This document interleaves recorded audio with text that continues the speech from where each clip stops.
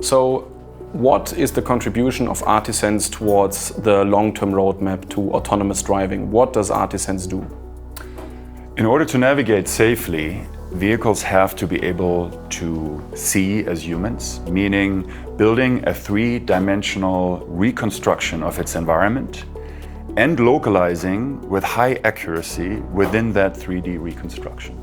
So if you look at the data that Artisense products generate, you can see that there is a reconstruction of the environment, which doesn't have to be like you know it from Google Maps or other providers who build data for the human use case. This is data for robots to consume in order to navigate even without GPS. So your product is not hardware, it is the data itself you acquire via that hardware? Absolutely, it's data. So Till, there's this notion that in Germany kind of the startup world is lacking in adoption. Research is good, but adoption is lacking. Now, you not only apply AI, but you're also moving into a sector that is targeted by some of the bigger names in the business, Google, Baidu and others. How dare you compete with them? What is your approach to tackling the big names in AI? Generally speaking, size in our sector and in our industry is not necessarily always an advantage. So many of the large industry players have failed to actually keep up the pace towards, for example, full autonomy in automotive and robotics, as well as in applying AI in their products or strategies.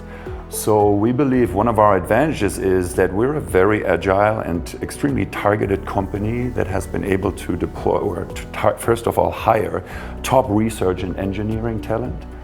And we're bringing product to market, which is very interesting, firstly for those big players to achieve their visions, as well as it is interesting for us as a young player in the space to also become a relevant player globally. So at the end of the day, you are sitting here in Munich. You haven't chosen Silicon Valley, you haven't chosen some of the other tech hubs. What is the reason? How did you attract 30, 40 engineers, some of the best in their field, to go to Munich to join you here?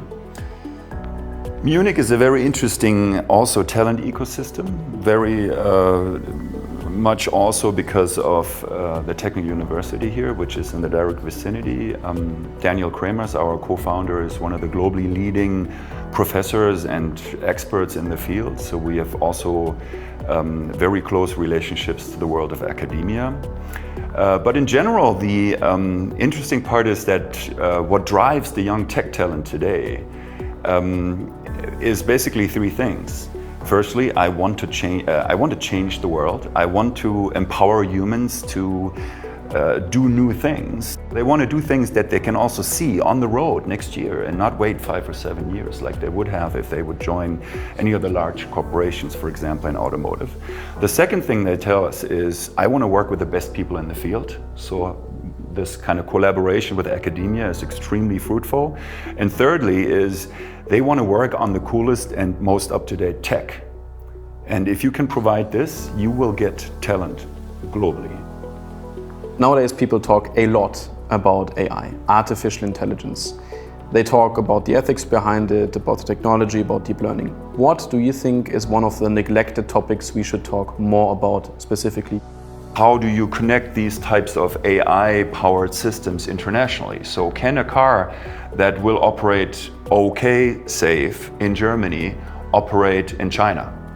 So how do we make sure that the standards in the industry enable the deployment of these new systems also internationally? I believe that's a very interesting topic.